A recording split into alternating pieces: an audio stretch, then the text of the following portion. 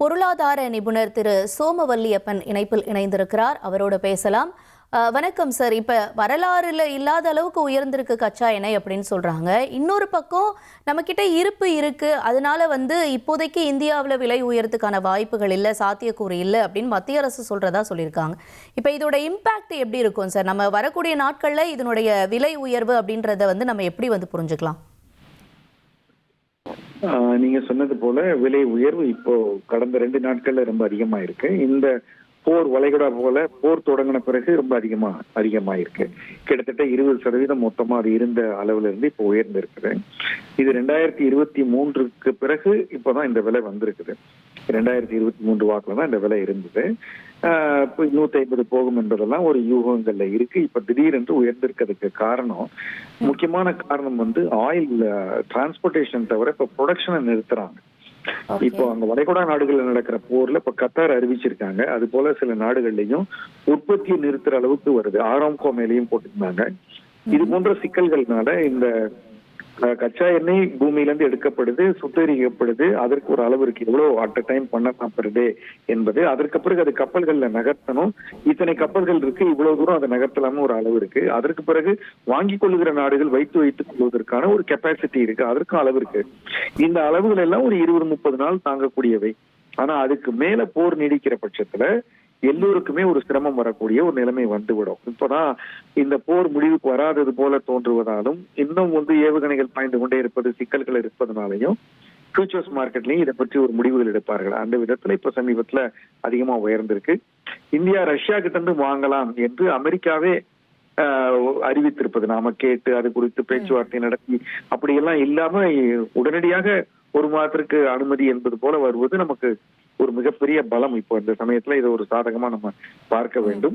நம்மிடம் கையிருப்பு இருக்கிறது, ரஷ்யாவிடம் தொடர்ந்து வாங்கி கொள்ளலாம் நிலைமையும் இருக்கிறதுனால இந்தியாவிற்கு இப்போதைக்கு இந்த நிலைமையில ஒரு மிகப்பெரிய அச்சம், விலை உயரும், ஒரு சிக்கல் வரும் என்பது போல இப்போதைக்கு இல்லை.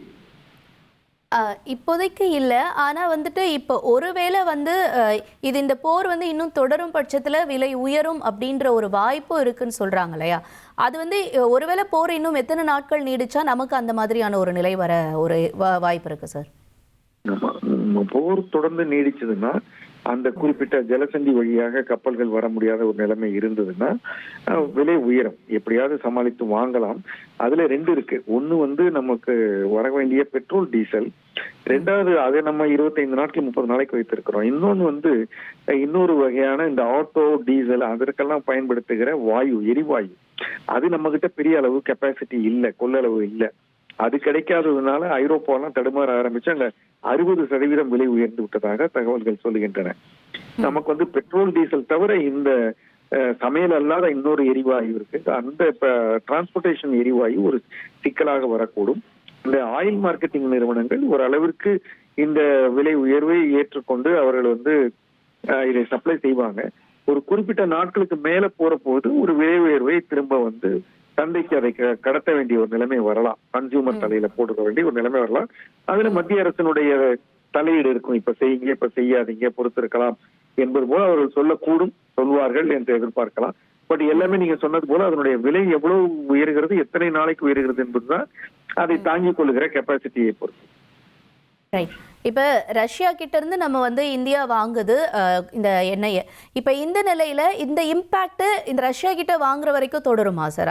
அது மாதிரி ஏதாவது நம்ம புரிஞ்சுக்கலாமா?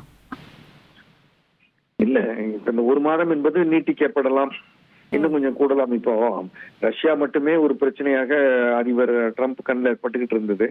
இப்ப அதை விட முக்கிய பிரச்சனையாக ஈரான் அவருக்கு தெரியுது.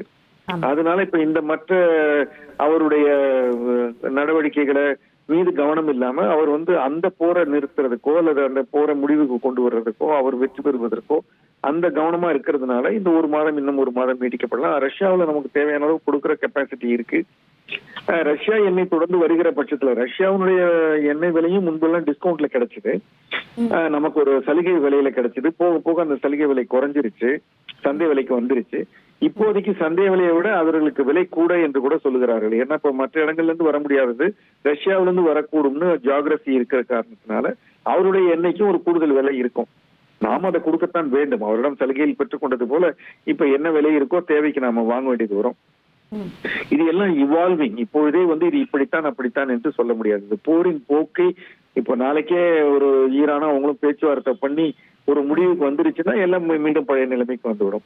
இல்ல இவங்க தரப்படையை போய் நாங்க இறக்குறோம், இப்ப வான்வழி தாக்குதல் இருந்து அடுத்து உள்ள நுகர போறோம் டேங்குகள் வச்சு உக்ரைன் மாதிரின்னு ஆரம்பிச்சாங்கன்னா முதல் கொஞ்ச நாளைக்கு அந்த சிரமங்கள் இருக்கும். அதுக்கப்புறம் உலகம் சுதாரித்து கொண்டு மீண்டும் அது ப்ரொடக்ஷன் ஆரம்பிச்சு ஏதாவது ஒரு வழிகள்ல கொண்டு வர ஆரம்பிச்சிட்டாங்கன்னா இப்ப வேற போர் கப்பல்கள்லாம் வந்து அந்த ஜலசந்தியில நின்று கொண்டு கப்பல்களுக்கு பாதுகாப்பு கொடுக்கறதெல்லாம் இதுக்கெல்லாம் டைம் ஆகும். அதனால இது எல்லாமே இவால்விங். இப்போதைக்கு இந்த நிலைமை இதை வந்து எப்படி வேணாலும் போகலாம், நமக்கு சாதகமாகத்தான் இருக்கும் என்பது போல இப்போதைய சமிகைகள் இருக்கின்றன. இப்ப நீங்க சொன்னீங்க, அதாவது வந்து அவங்க நிர்ணயிக்கிற விலைக்கு கூட நம்ம வாங்க வேண்டியிருக்கும். அப்ப ரஷ்யா வந்து நம்ம கிட்ட டிமாண்ட் பண்றதுக்கான வாய்ப்பு இருக்குமா இந்த விலைய? நிச்சயமா அவர்கள் வந்து சந்தையில் என்ன விலை இப்போ நடப்புல இருக்குதோ அந்த விலைக்கு தானே அவர்கள் கொடுப்பார்கள். நமக்கு வந்து அவர்களிடம் நாம நீங்க எங்களுக்காக ஒரு சலுகை விலை கொடுங்கன்னு நாம கேட்கலாம். அவருக்கு கொடுக்க வேண்டிய அவசியம் இல்லை. இல்ல அவர்களுக்கு வந்து மார்க்கெட்ல ஒரு டிமாண்ட் இருக்கிற போது அவர்கள் என்ன விலைக்கு கொடுக்குறார்களோ ரெண்டு கட்டம் இருக்கு. ஒண்ணு வந்து விலை உயர்ந்து விடுவது, ரெண்டாவது கிடைக்காமலே போவது இருக்கு. ரெண்டாவது தான் மிகப்பெரிய பிரச்சனை. எண்ணெயே கிடைக்காம போச்சுன்னா மிகப்பெரிய குழப்பங்கள் வரும். இப்போ அதுதான் வந்து பல நாடுகளுக்கு இப்ப யாரெல்லாம் இந்த சிப்பு பண்ணி கொண்டு இருக்கிறார்களோ அந்த நாடெல்லாம் வந்து கேஸ் தான் நம்பிட்டு இருக்காங்க. அதனால அவர்களுக்கு எல்லாம் அந்த சிரமம் வரக்கூடும் சில கிழக்காசிய நாடுகளுக்கு என்று கூட ஒரு தகவல் இருக்கிறது. அதனால எரிபொருள் இல்லாமல் எந்த தேசமும் அது உற்பத்தி செய்து கொள்ளாத தேசங்களால முடியாது. அமெரிக்கா உற்பத்தி பண்ணிக்கிறான், கல்ஃப் உற்பத்தி பண்ணிக்கிறாங்க, அவங்களுக்கு பயன்படுத்திக் கொள்வார்கள். கனடாவிலையும் கிடைக்குது. இல்லாத தேசங்கள் சிரமப்படும், அதுல நாமளும் வருகிறோம்.